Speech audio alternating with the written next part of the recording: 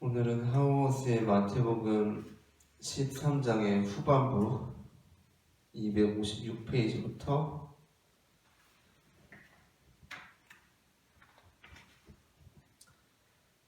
259페이지까지 하우스의 마태복음 256페이지부터 259페이지까지 마태복음 13장의 후반부입니다.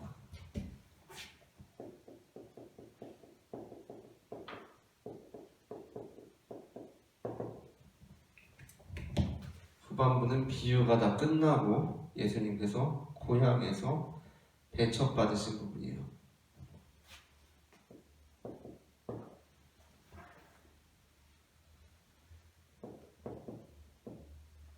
마태복음 13장 53절부터 58절까지의 말씀. 예수님께서 고향에서 배척받으신 부분. 하우스 같은 경우는 예수님께서 이제 고향에서 배척받으신 부분을 이렇게 언급하면서 259페이지 마지막 문단을 읽겠습니다. 마태는 예수님께서 그들이 믿지 않음으로 말미암아 거기서 많은 능력을 행하지 아니하시니라 라고 말한다. 설령 그들에게 더 많은 믿음이 있기만 했다면 예수님께서 권능의 일들을 행하실 수 있을지 모르지만 예수님의 권능의 일들을 제한했던 것은 그들의 불신이 아니다. 문제는 회당에서 예수님의 가르침에 깜짝 놀랐던 사람들의 주관이 아니다. 오히려 예수님께서는 고향에서 몇 가지 권능의 일들만 행하신다. 왜냐하면 어떠한 권능의 일이 행해지더라도 그것은 더 많은 오해와 법으로 이끌 것이었기 때문이다. 마태는 오해받고 거절당하는 것이 예수님의 운명이라고 분명히 밝힌다. 하우어스가 이렇게 말하고 있어요. 그럼에도 불구하고 예수님께서는 고향에서 심지어 예루살렘에서도 이해되고 수용되기를 바라신다. 마태는 오해받고 거절당하는 것이 예수님의 운명이라고 분명히 밝힌다. 그럼에도 불구하고 예수님께서는 고향에서 심지어 예루살렘에서도 이해되고 수용되기를 바라신다. 오늘은 예수님의 고향에 대한 말씀을 해보려고 합니다. 고향. 우리 다 고향이 있죠? 고향. 예수님의 고향. 이 굉장히 중요해요. 예수님의 고향이라는 이 개념도, 예수님의 고향이라는 개념도 굉장히 중요합니다. 왜 그러냐면, 일단 예수님께서 태어나신 곳이 있어요. 어디죠? 베들레헴. 예수님의 생물학적 고향이에요. 그죠? 생물학적이라는 게 거기서 태어났다는 겁니다. 예수님께서 베들레헴에서 태어나셨다라고 그렇게 우리는 믿죠. 근데 여기 나오는 고향은 베들레헴이 아니에요. 그렇죠? 어디죠? 나사렛이에요. 나사렛. 오늘 본문에는 나사렛이라고 나와 있지는 않지만 다른 복음서들과의 관계를 놓고 볼 때 나사렛일 가능성이 커요. 나사렛은 예수님의 사회적 고향입니다. 사회적 고향이라는 게 그냥 거기서 자랐다라는 거예요. 예수님께서 베들레헴에서 태어나셨다는 건 굉장히 중요하죠. 왜 그러냐면 다윗의 정통성을 부여받기 때문에. 다윗의 정통성을 베들레헴에서 태어나면서 예수님께서 부여받기 때문이죠. 다윗이 베들레헴에서 태어났기 때문에. 그러한 의미에서 이제 베들레헴이 중요한데, 근데 예수님께서 지금 거부를 당하신, 예수님의 고향이라고 할 만한 데는 어디냐면, 우리가 다 이제 고향이 있잖아요. 고향이 있는데 그 고향이 저마다 다릅니다. 뭐냐면 저 같은 경우에도 태어난 것은 안양이에요. 태어난 데는 안양인데 자란 데는 파주예요. 파주. 저한테 실질적인 고향은 어디라고 할 수 있냐면 저는 사실 파주라고 봐요. 파주가 제 고향이라고 봅니다. 태어나기는 안양에서 태어났지만 굉장히 어린 시절에 안양을 떠나왔기 때문에 안양에 대한 기억이 별로 없어요. 그래서 자라기를 파주에서 자랐기 때문에 고향이라고 하면 그냥 파주라고 저는 생각합니다. 예수님도 마찬가지예요. 베들레헴에서 태어나긴 하셨지만 거의 나사렛 출신이기 때문에 오늘 부분에서도 고향이라고 하면 나사렛을 칭하는 거고, 그래서 예수님이 나사렛 예수신 거고, 그렇죠? 예수님의 고향이 나사렛이세요. 근데 예수님께서 고향에서 어떻게 되시죠? 배척을 받으세요. 배척 받으십니다. 이게 중요합니다. 예수님은 고향에서 배척을 받으세요.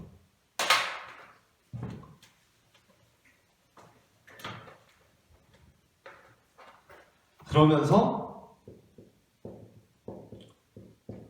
배척을 받으시는데 예수님께서 이런 말씀하세요. 선지자가 자기 고향과 자기 집에서는 존경이 받지 않음이 없느니라 라고 말씀하세요. 그러니까 마치 고향에서 배척받고 고향에서 배척을 받는 것이 진정으로 선지자됨을 입증하는 것처럼 말씀하시거든요. 이러면 이제 저처럼 하는 사람은 굉장히 당황스러운 거죠, 그죠? 왜냐면 저는 파주 출신인데 파주로 와서 이제 목회를 하고 있는데 굉장히 이제 뭐지? 이런 거예요.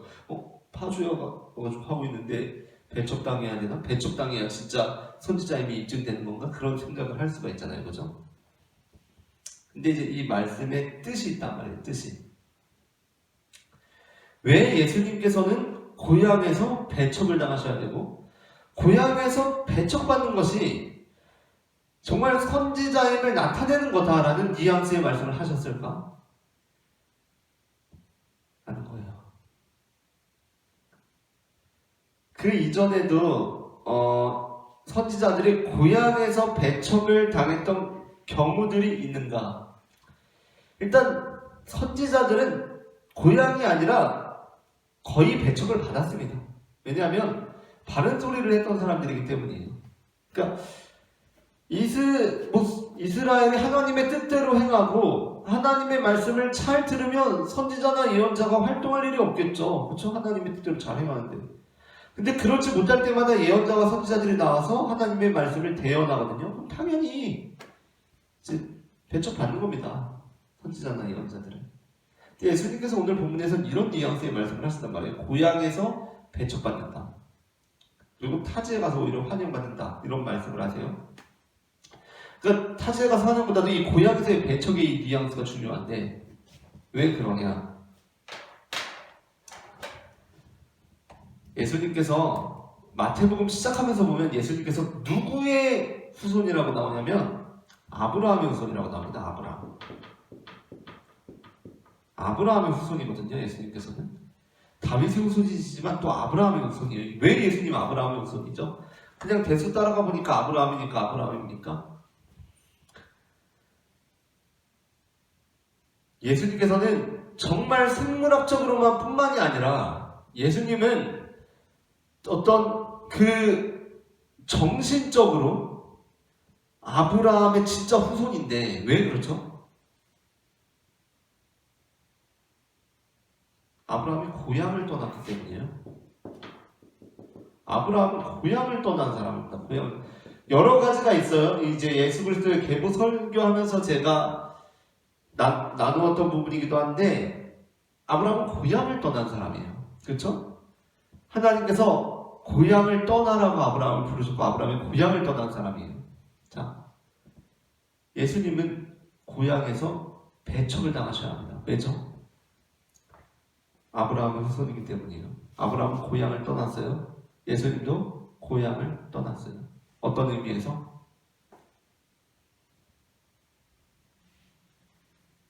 예수님은 고향에서 배척을 당하신 분이세요. 무슨 의미죠? 예수님은 본향이 있으시죠. 본향. 예수님은 높고 높은 보좌에서 낮고 낮은 이 땅으로 오신 분이시라고요. 예수님께는 고향이 있어요. 고향. 거기가 어디죠? 하늘 보좌야. 하늘 보좌. 하늘 보좌에서 예수님께서는 하나님께서 아브라함에게 명하신 것처럼 그 명을 받으신 거예요. 너는 아버지의 집을 떠나라. 고향을 떠나라라는 말씀을 듣고 그것을 믿음으로 받아들인 아브라함처럼 예수님께서는 하늘 보좌에서 하나님께서 너는 아버지의 집을 떠나라 라는 말씀을 듣고 고향으로부터 배척당하신 분이세요. 그래서 예수님께서는 이 땅 가운데 오셔서도 고향에서 배척을 당하시는 겁니다. 이게 그래서 상징적인 말씀이라는 거예요. 예수님께서 고향에서 배척당하신다는 거. 물론 이제 예수님이 우리가 어렸을 때부터 알던 그 사람이어가지고 괜히 신뢰가 안 가는 거 있잖아요. 그죠? 그럴 수 있어요. 그렇게 우리가 그냥 일반적으로 이해할 수 있습니다. 어렸을 때 친하게 지내던 애가 갑자기 막 대단한 사람 돼서 오면은 좀 이질감도 느껴지지만 은근히 폄하하게 되거든요. 뭐 어렸을 때 나랑 같이 놀던 애인데 뭐 그런 식으로 되잖아요. 그렇죠? 그리고 그의 실력과 능력을 인정하지 않으려고 한다고 잘. 그러니까 그렇게 일반적으로 이해할 수도 있지만 이거 자체가 가지고 있는 상징이 있는 거예요. 예수님께서 고향에서 배척당하신다는 거. 예수님께서 고향에서 배척을 당하신다는 것은 곧 예수님께서 하늘 보좌에서 고향에서 배척을 당하신 내용을 담고 있다는 거죠.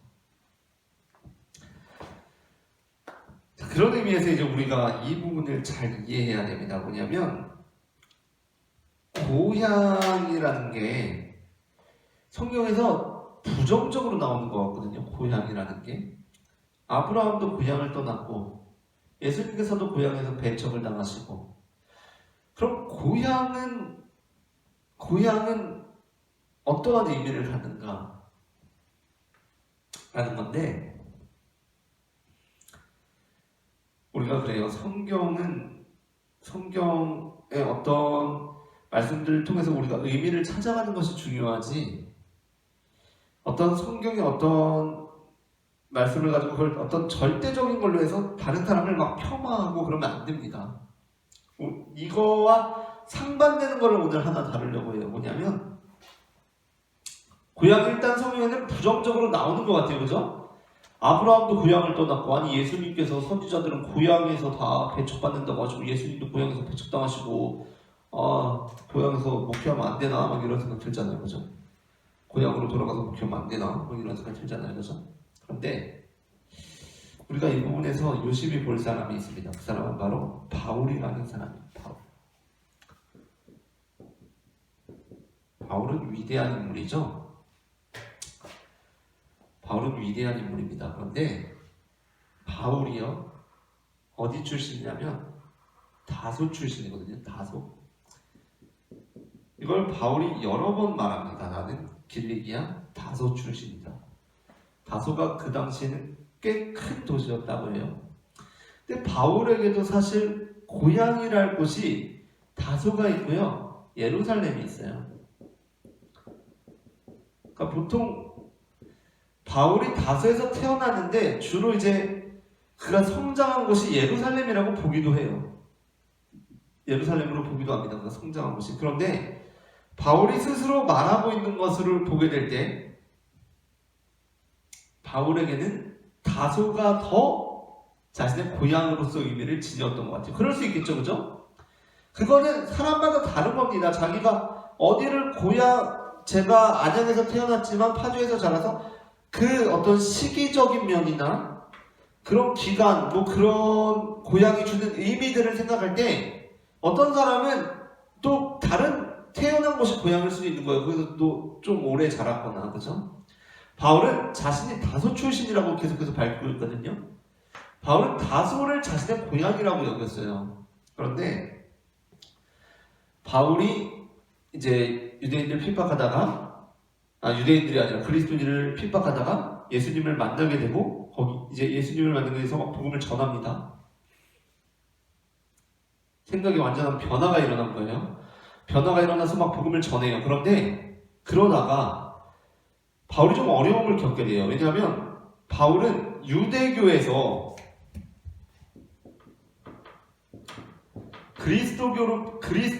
예수를 믿게 되었기 때문에 유대교로부터 이제 나쁜 놈이 된 거예요. 그렇죠? 유대인들로부터 나쁜 놈이 된 겁니다. 나쁜 놈. 이 상황에 이제 처하게 됐어요. 그런데 또 하나 어려움이 있었던 게 뭐냐면 그리스도인들에게도 당황스러운 존재인 거예요. 그러니까 우리가 사도행전을 보면 이제 직접적으로 나오지만 당시 교회 지도자들도 바울을 보면서 당황했던 거예요. 왜죠? 그렇잖아요. 아니 얼마 전까지 우리 막 핍박하던 사람이 갑자기 우리 편 되었다고 막 오니까 이 사람이 이런 식으로 속여가지고 또 그리스도인들을 잡아가려나 보다 이런 이제 오해도 막 받게 돼요. 그러면서 상당한 어려움을 겪게 됩니다. 그래서 바울이 이제 회심을 하고서 복음을 약 한 3년 정도 뭐 다메섹에 있었다가 뭐 막 아라비아 광야 막 갔다가 이런 어려움들로 인해서 있었다가 또 이제 이러면서 예루살렘에 가서 당시 뭐 베드로도 막 만나고 그래요. 야고보도 만나고 막 이럽니다. 이러한 일들을 한 3년 정도 겪어요. 근데 이러한 어려움들, 양쪽으로부터 오는 어떤 이런 어려움들에 더불어서 이제 그 당시 교회 지도부에서는 바울을 그냥 다소로 보내버립니다. 그러니까 아마 본인의 입장도 있었겠지만 어쨌든 교회의 입장도 같이 돼가지고 바울이 글로 가게 돼요. 다소로 돌아가게 됩니다. 다소로.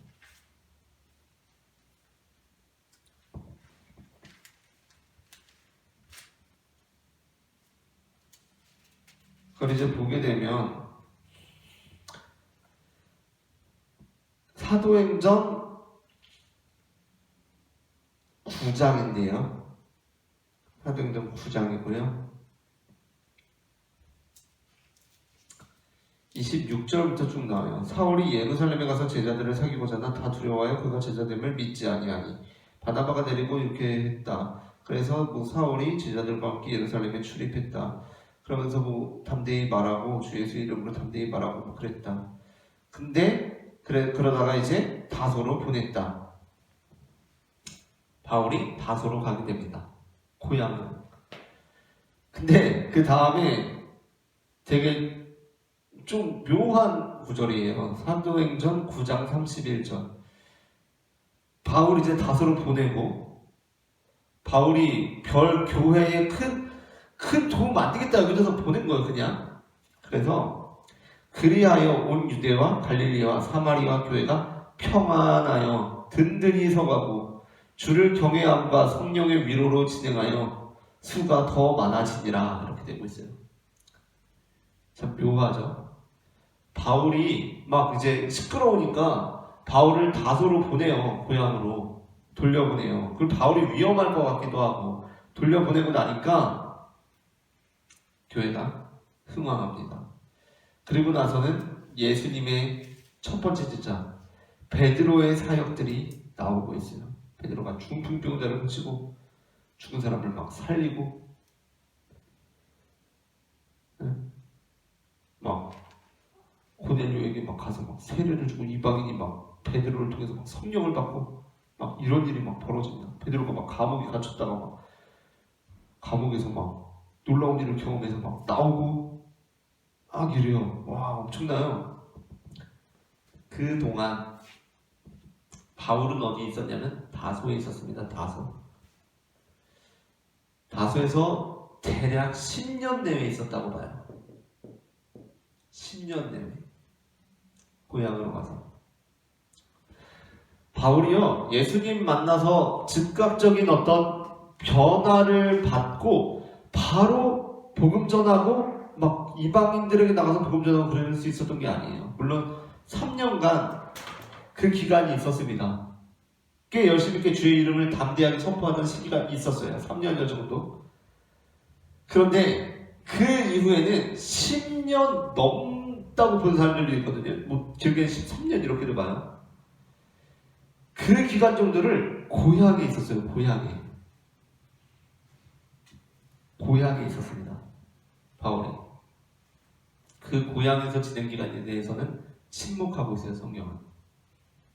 그 기간이 어떠한 기간이었을까? 다소에서 보낸 그 기간이 어떠한 기간이었을까?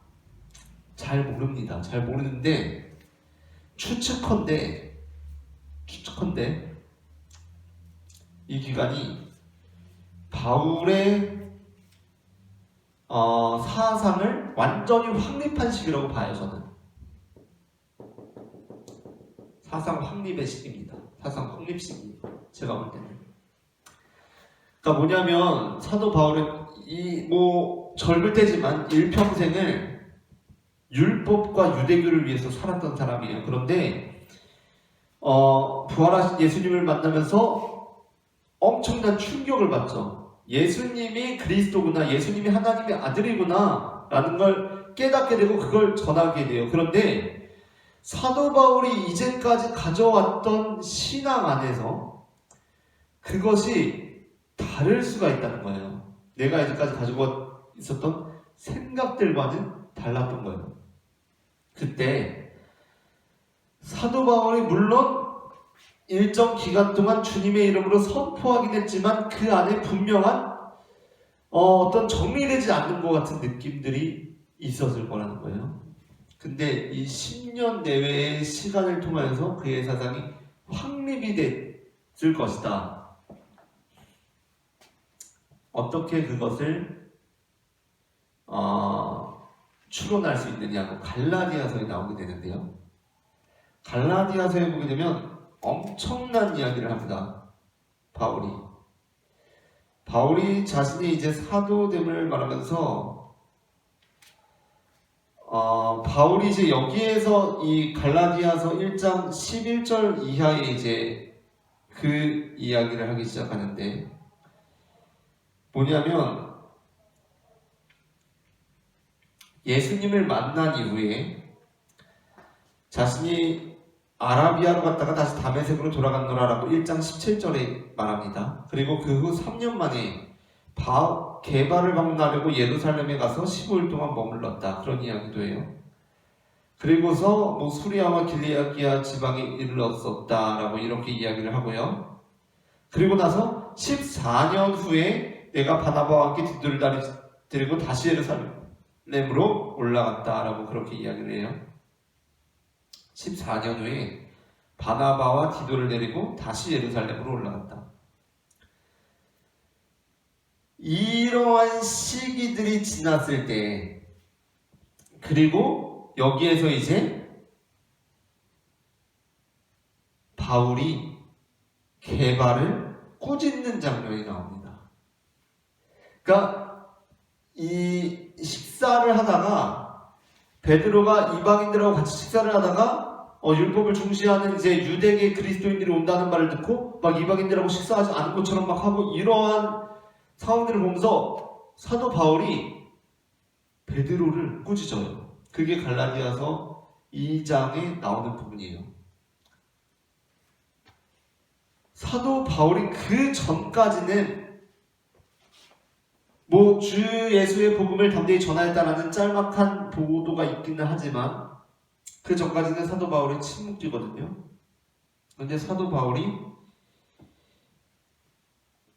그 부분에서 나오면서 베드로를 책망합니다. 그러면서 거기에서 사도 바울이 갈라디아서 2장에서 율법이 어떻게 예수와 관계 맺는지를 명확하게 선포해요. 거기에서 갈라디아서 2장이죠. 그리고 우리가 이제 많은 그리스도인들이 알고 있는 구절 갈라디아서 2장 20절 내가 그리스도와 함께 십자가에 못 박혔나니 그런즉 이제 내가 사는 것이 아니요 오직 내 안에 그리스도께서 사시는 것이라. 이제 내가 육체 가운데 사는 것은 나를 사랑하사 나를 위하여 자기 자신을 버리신 하나님의 아들을 믿는 믿음 안에서 사는 것이라. 내가 하나님의 은혜를 패하지 아니하노니 만일 의롭게 되는 것이 율법으로 말미암았으면 그리스도께서 헛되이 죽으셨느니라 라고 하면서 이제 그 말씀을 선포하는 겁니다. 그러면서 사도행전에서는 이제 사도 바울이 그 이후에 중점적인 인물로 나오기 시작해요. 아까 말씀드린 것처럼 사울이 예수님을 만나고 나서 사울이 그러한 일들을 겪다가 다소로 보내지고 그 이후에 계속해서 베드로의 이제 놀라운 사역들이 막 나오잖아요. 병 고치고 죽은 사람 살리고 막 감옥에 갇혔다가도 막 탈출하고 막 이러한 내용들이 나오는데 그 다음에 바울이 바나바의 부름을 받고 다소에서 바나바의 부름을 받고 나오게 되면서는 바울이 사도행전의 중심 인물로 나타나기 시작합니다. 그런 것들을 보게 될 때 사도 바울에게 있어서 다소에서의 10년 내외의 시간은 굉장히 중요한 시간이었어요. 그의 사상이 완전히 확립되는 시기거든요. 그러니까 그 전에는 율법과 유대교를 위해서 살던 사람이 예수님을 믿고서 예수님에 대해서 예수님을 만나게 되면서 완전한 변화를 받게 되는데, 그렇다고 해서 그가 이제까지 가지고 있던 생각들이 예수님 만나고서 짜자자자자잔 조합이 돼서 그 머릿속에 나타난 게 아닙니다. 그 시간이 필요해요. 시간. 과연 예수님과 율법이 어떠한 관계를 맺느냐, 그거를 정립할 시간이 필요하다고요. 우리가 이제 책 같은 거 읽다 보면 되게 어려운 책들이 있어요. 그렇죠? 읽어도 무슨 소리를 하는지 도저히 모르겠는 책들이 있는데, 그러한 책들이 왜 그러냐면 개념들을 많이 사용하기 때문이에요. 개념. 그렇죠? 전문서적 같은 거 보면 개념들이 많아서 어려워요. 개념이라는 건 신학에서도 똑같은데, 우리가 그냥 신앙서적들을 읽다 보면 사랑이고 은혜고 믿음이고 그냥 쭉쭉쭉 읽힙니다. 그렇죠? 그런데 아주 어려운 신학 책들을 읽어보면 사랑이고 은혜고 믿음이고 이런 말들을 쓰고 있는데 글이 안 읽혀요. 왜 그렇죠? 이것들이 다 개념어들로 사용되고 있기 때문이에요. 개념어. 어떤 개념들로 사용되고 있기 때문에. 그래서 그 개념들을 알아야 이러한 것들이 읽히는데, 개념이라는 게 이 말이 어디서 나왔냐면 라틴어 컨셉티오에서 나왔거든요. 컨셉티오에서 나왔습니다. 컨셉티오에서. 그 컨셉티오라는 게 뭐냐면, 개념이 컨셉이잖아요. 그죠? 임신의 뜻을 가지고 있어요. 임신. 임신이 뭐죠? 임신은 자녀를 출산하기 전에 품고 있는 기간이거든요. 품고 있는 기간. 그걸 품고 있는 기간이에요. 그 기간이 반드시 필요하다는 게 개념의 의미입니다. 개념이라는 거. 그러니까 뭐냐면 예수님 만나고서도요, 바로 막 할 수 있을 것 같아요. 생각해보면 예수님 만나고 나면 바로 그냥 막 다 복음을 전해도 될 것 같고 바로 막 다 해도 될 것 같아요. 근데 그거에 위험이 있죠. 위험이. 하나님께서는요, 다소에 바울을 10년 내외로 두셨어요. 10년 내외. 왜 그러셨을까요? 왜 그러셨을까? 그냥 바울 택해서 바울 실력도 있는 사람이라는데 그냥 바로 그냥 써먹으면 안 돼요? 그래서 많은 부작용들이 벌어지는 거죠. 왜냐하면 자기 생각이 정리가 안 됐는데 아무 소리나 떠들어대고 있으면은 진짜 난감한 거거든요. 여러분, 바울을 보세요. 바울이 예수님 만나고서요, 물론 잠깐 동안 주의 이름을 담대히 선포한 기간이 있었지만 하나님께서 바울을 다소로 보내셔서 10년 내외를 그곳에서 있게 하시고, 다시 나왔을 때, 바울이 세상 가운데 나왔을 때 가서 베드로를 책망해 버립니다. 왜냐하면 정신없이 복음이 전파되고 있었거든요. 이미 세상은, 이미 초기 기독교는 정신없이 복음이 전파되고 있었어요. 지금 하나님의 일이 안 벌어지고 있는 게 아니라고요. 이 사람들의 고백에 의하면 아까 우리가 읽었던 대로 교회가 막 잘 됐어요. 온 유대와 갈릴리아 사마리아 교회가 평안하여 든든히 서가고, 막 주를 경외함과 성령의 위로가 진행하여 막 수가 막 더 많아져요. 얼마나 막 사역이 확장되고 있어요. 막 베드로가 막 가서 병든 사람 막 고치고 막 죽은 사람 살리고 막 감옥에 갇혔다가도 막 성령의 능력으로 뛰쳐나오고 막 이런 일들이 벌어진다니까요.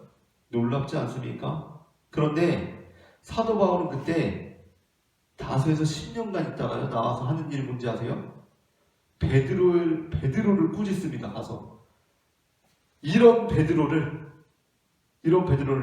심지어 사도 바울보다 먼저 이방인에게 찾아가서 환상을 보고 이방인에게 찾아가서 이방인에게 세례를 준 사람이에요. 이 사람을요, 사도 바울이 가서 꾸짖어요. 그러면서 자신의 완전한 사상을 설파하기 시작합니다. 이게 무슨 어떠한 것을 의미하고 있는지 아시겠어요? 뭐냐면 그 당시에 뭔가 되는 것 같았어요. 바울이 없어도 되는 것 같았어요. 막 잘 됐어요. 흥황했어. 교회가 막 든든히 서갔다니까요. 그런데 뭐가 없었는지 아세요? 개념이 없어. 개념이. 우리 군기 문화가 아직 남아있는 데서는 개념이란 말 하잖아요. 개념이 없냐? 개념이 없었다고. 뭐가 제대로 돼가는지, 뭐 이게 하나님의 뜻이 뭔지, 율법하고 대체 예수님은 무슨 관계인지, 뭐 이런 게 몰라. 다 몰라요. 그냥 돼가는 거예요. 그때 바울이 나와서 율법과 예수의 관계, 대체 예수님을 믿는다는 것이 무엇인지, 신약 성경의 대부분이 바울 서신으로 채워져 있잖아요. 왜 그럴까요? 어떻게 그럴 수 있었을까요? 바울 5-10년입니다. 바울 5-10년.